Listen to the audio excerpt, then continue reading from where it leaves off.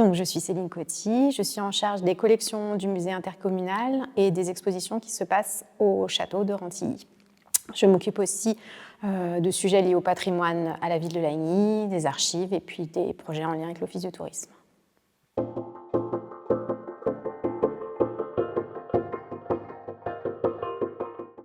Alors, le château de Rantilly a été réhabilité en 2014 par l'artiste Xavier Veillant et le cabinet d'architectes Bonnat-Le-Mercier, mais il a eu une histoire assez prestigieuse durant les 2 siècles qui ont précédé, avec des grandes familles qui ont habité le château. On peut citer les Jacques Marandré, donc célèbres collectionneurs qui sont à l'origine du musée Jacques Marandré à Paris. Et ensuite, la famille Meunier, la famille des chocolatiers, qui ont occupé le domaine de Rantilly pendant plus d'1 siècle.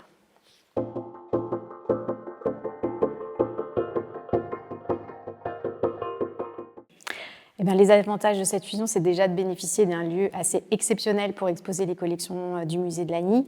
Ça a permis au musée d'être plus attractif, plus accueillant, d'accueillir le public dans de très bonnes conditions et de lui permettre d'accéder à une offre culturelle variée et très complète.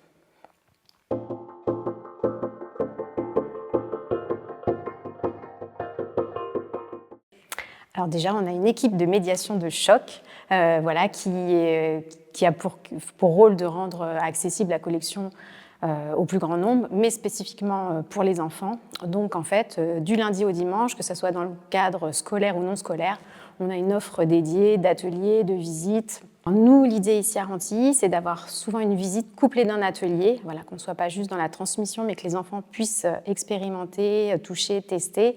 Donc, ils peuvent s'approprier des pratiques artistiques, expérimenter. Donc voilà, on a un espace de médiation qui est dédié aux enfants et aux familles, où ils peuvent découvrir la collection sous une forme plus ludique aussi. Donc avec cette exposition Histoire de château, les équipes de médiation ont proposé un programme très varié d'ateliers en direction des enfants.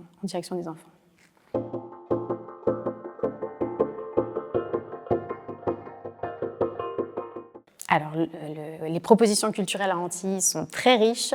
Donc, en effet, on peut avoir des conférences, des concerts, on peut avoir aussi des artistes qui viennent parler des œuvres qu'ils ont exposées à Rantilly. C'est une manière de faire venir le public qui ne viendrait pas forcément que pour les expositions, mais par le biais des concerts, des conférences qui peuvent être intéressés par ces propositions culturelles et qui, du coup, viennent découvrir l'exposition.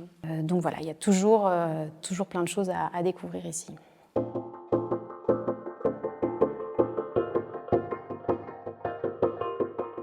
Alors, l'exposition qui va commencer au mois de septembre s'intitulera « Éclat de couleurs » et ça va être donc une traversée dans le monde de la couleur depuis les peintres néo-impressionnistes qui se sont installés à Lagny-sur-Marne, sur les bords de Marne, jusqu'à la création contemporaine.